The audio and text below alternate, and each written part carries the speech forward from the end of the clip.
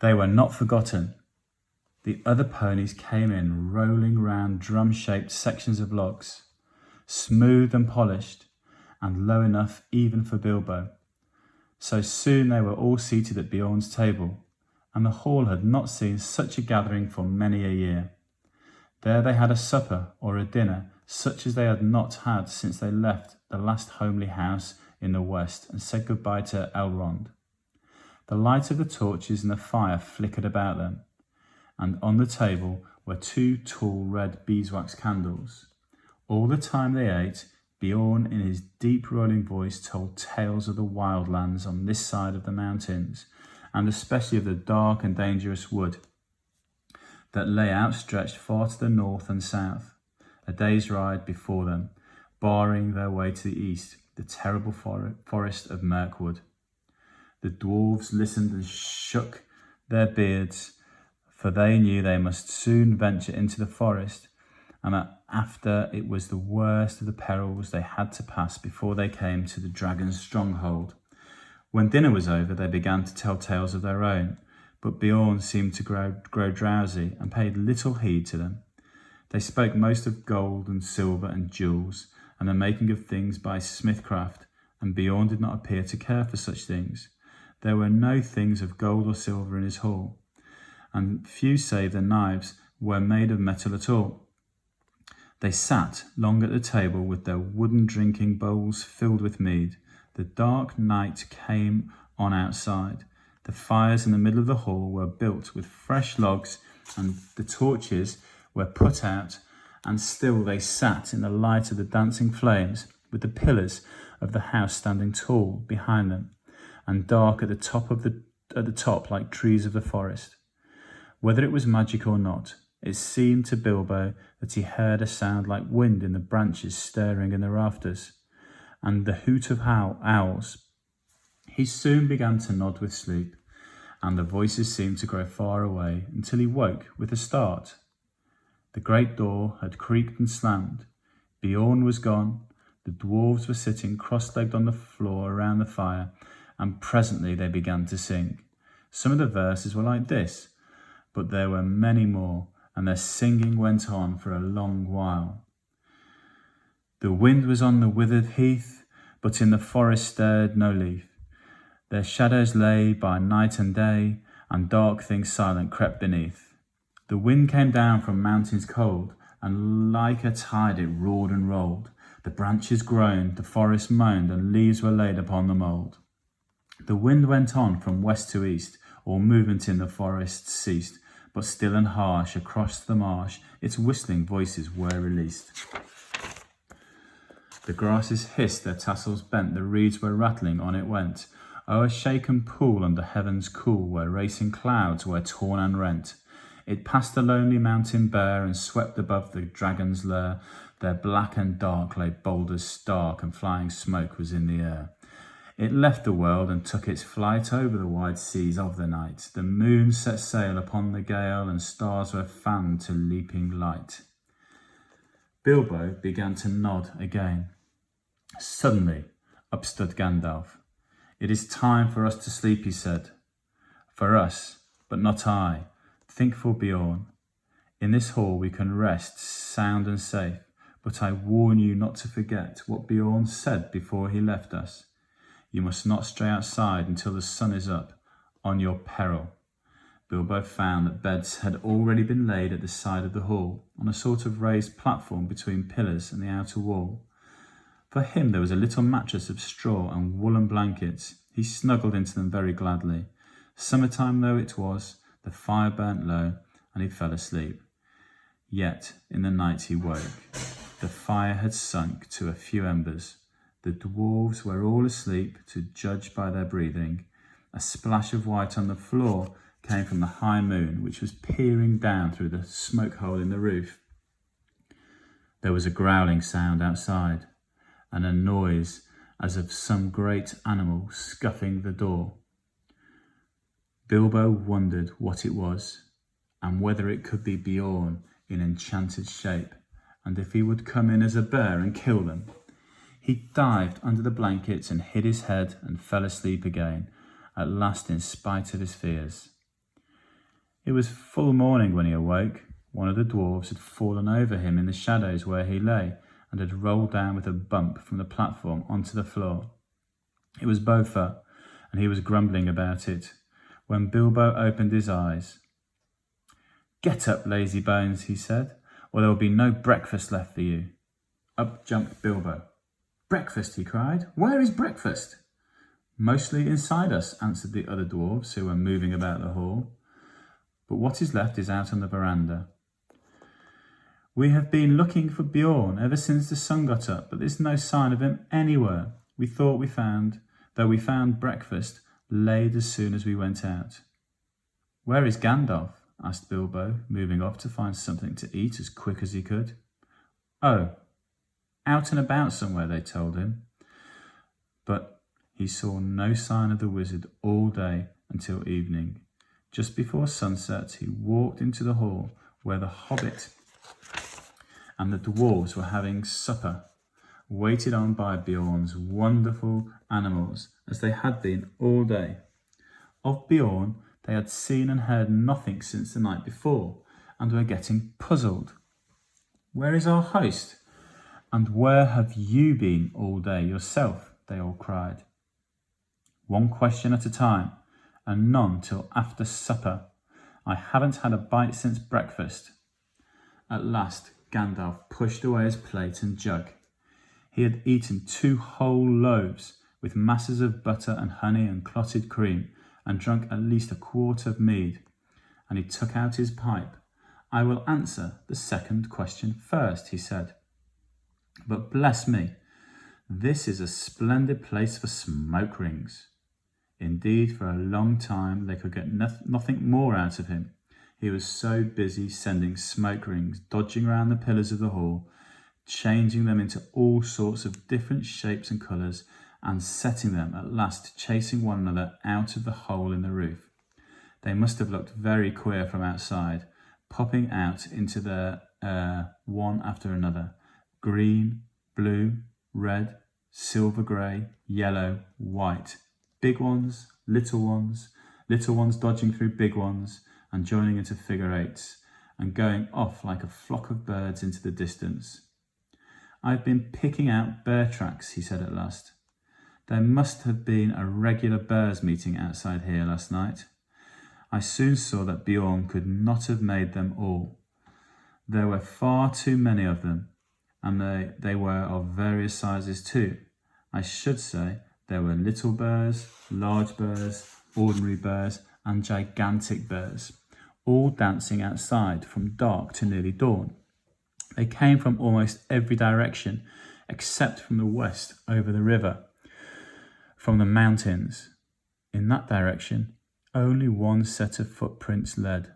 None coming, only ones going away from there. I followed those as far as the Carrick.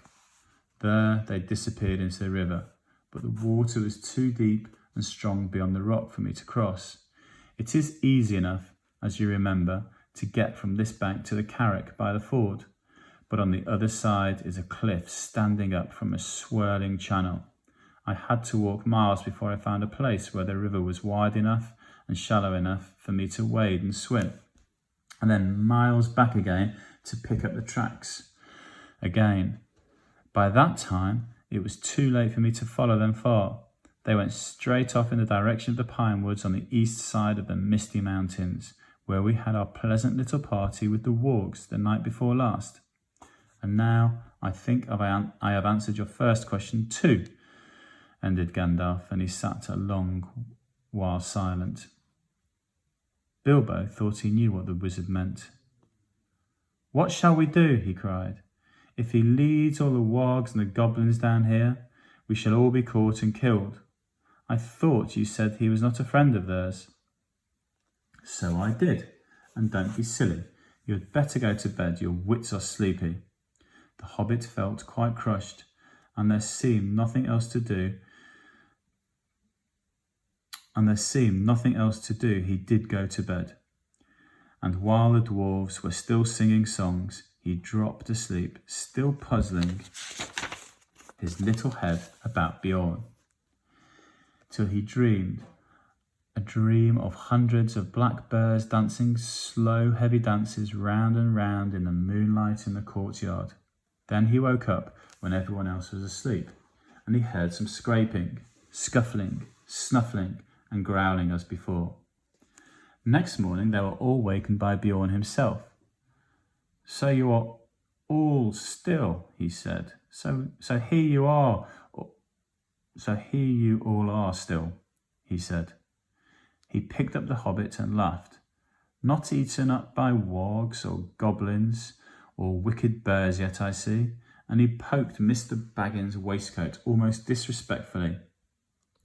"Little Bunny is getting nice and fat again on bread and honey," he chuckled. "Come and have some more." So they all went to breakfast with him. Bjorn was most jolly for a change. Indeed, he seemed to be in a splendidly good humour and set them all laughing with his funny stories. Nor did they have to wonder long where he had been or why he was so nice to them, for he told them himself.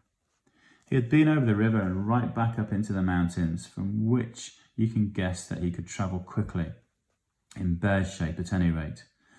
From the burnt wolf glade, he had soon found out that part of the story was true, but he had found more than that. He had caught a warg and a goblin wandering in the woods.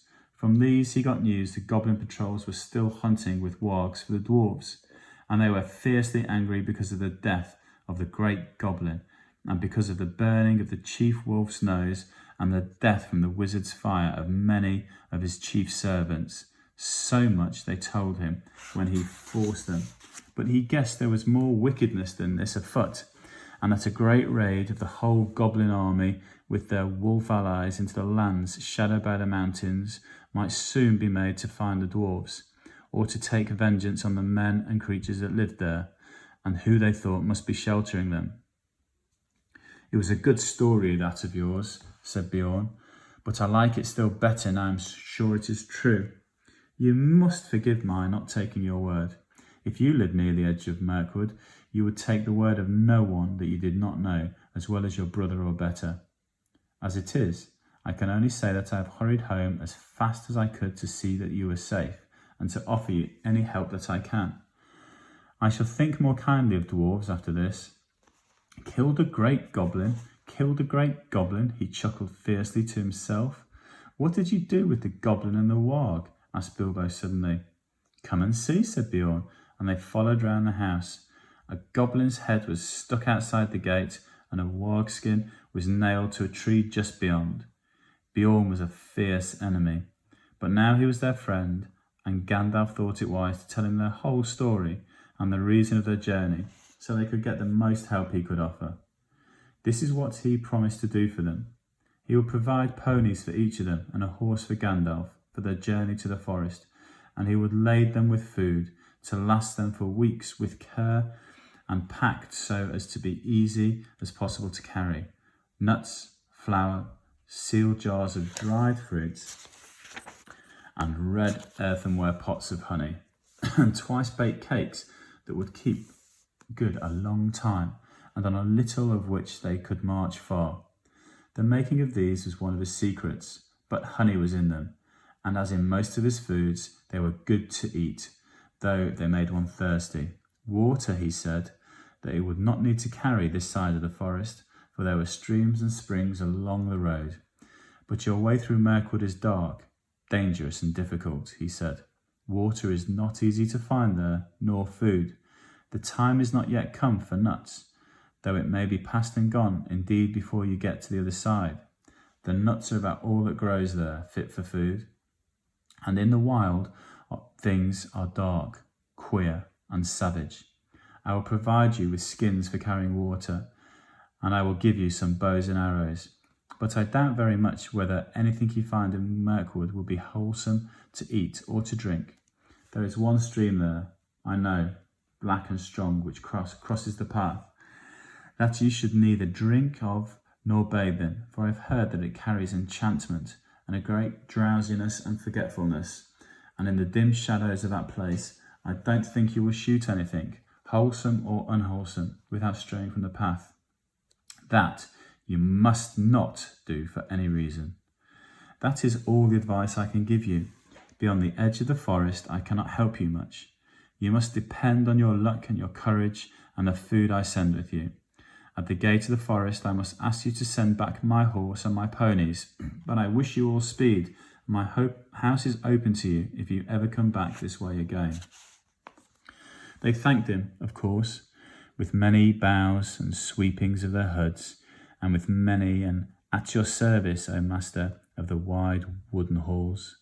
But their spirits sank at his grave words, and they all felt that the adventure was far more dangerous than they had thought, while all the time, even if they passed all the perils of the road, the dragon was waiting at the end.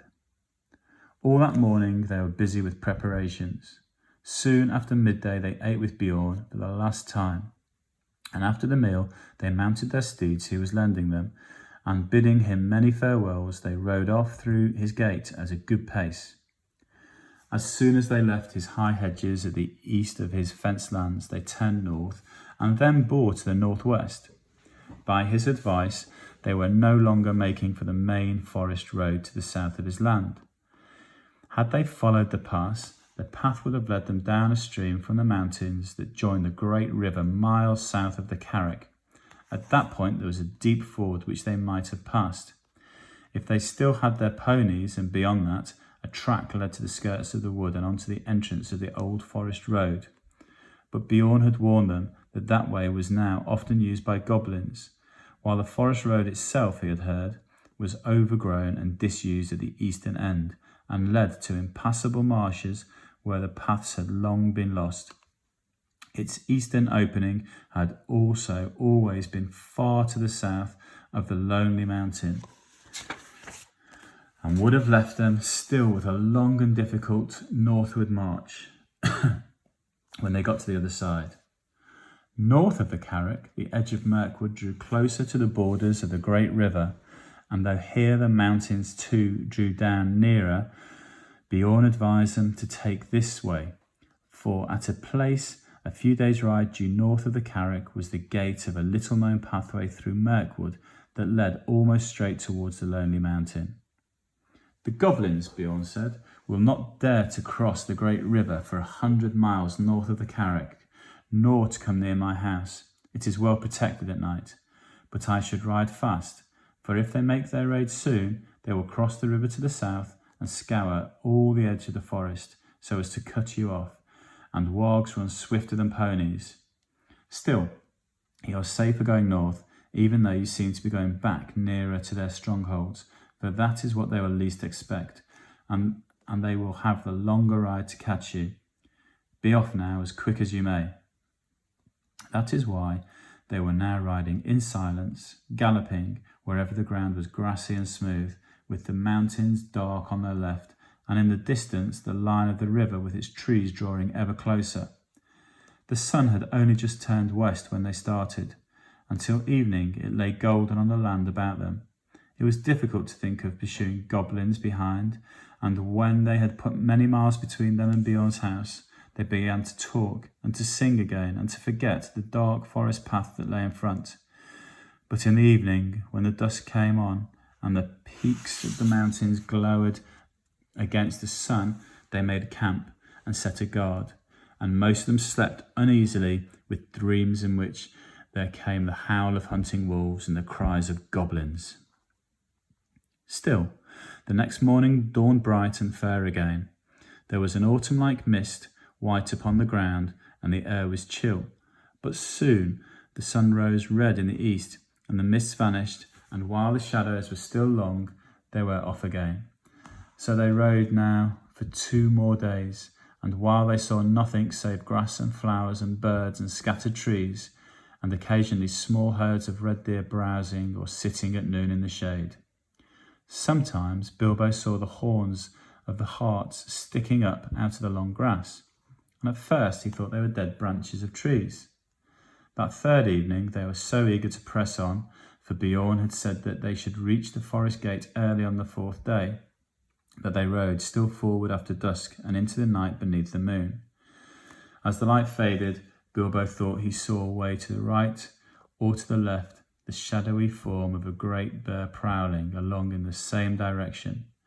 But if he dared mention it to Gandalf, the wizard only said, "Hush, take no notice." The next day they started before dawn though their night had been short.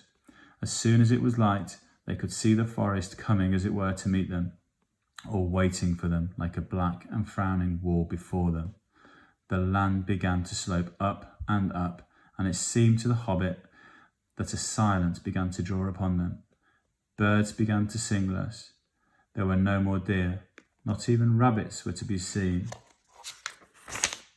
By the afternoon, they had reached the eaves of Mirkwood, and were resting beneath the great overhanging boughs of its outer trees.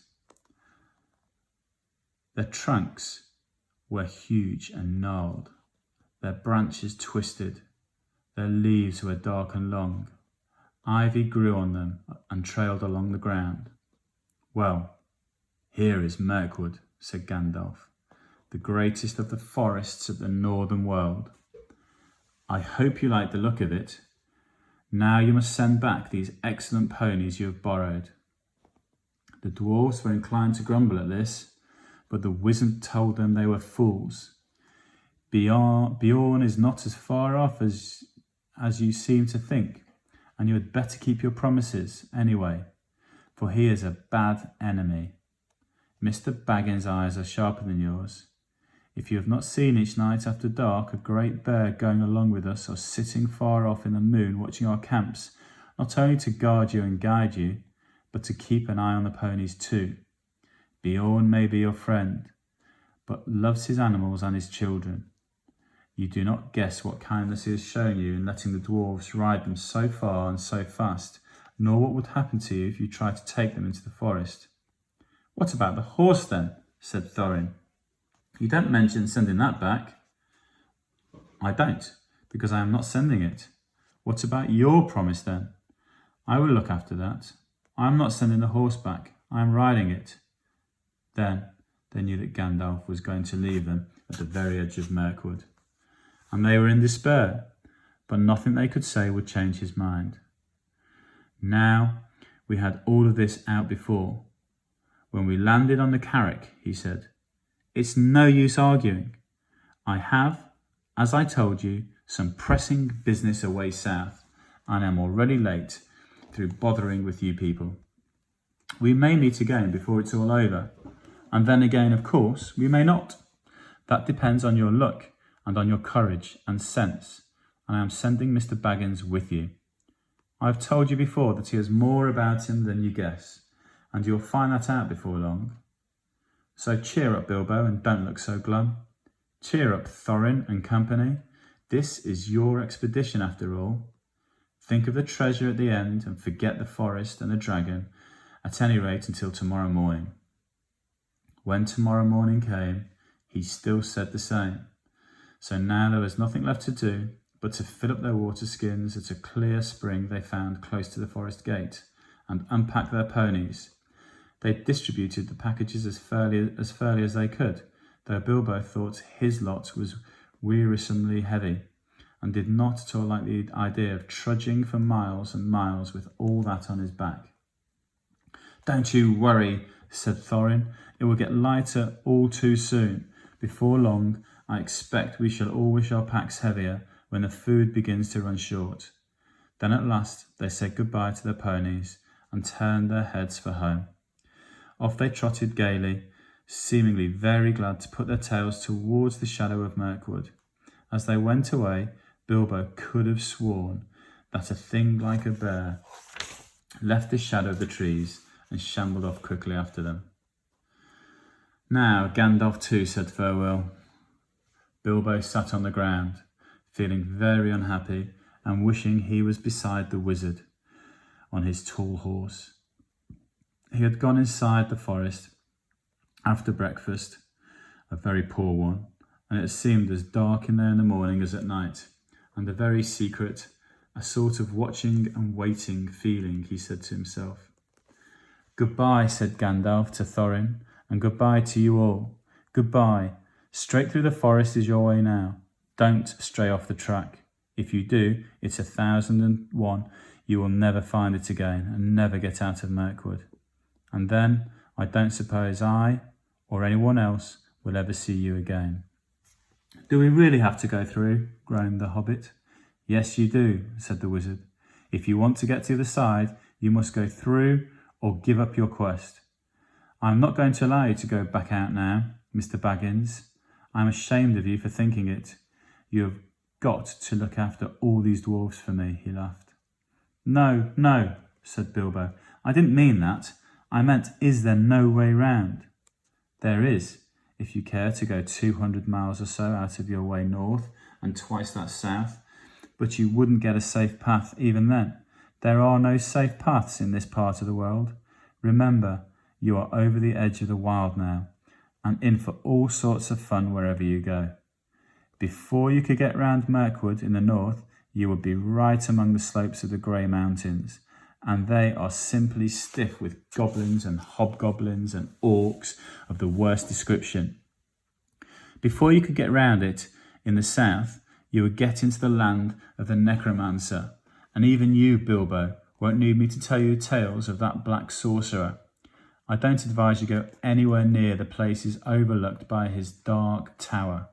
Stick to the forest track, keep your spirits up, hope for the best, and with a tremendous slice of luck you may come out one day and see the long marshes lying below you, and beyond them, high in the east, the lonely mountain where dear old Smaug lives, though I hope he is not expecting you."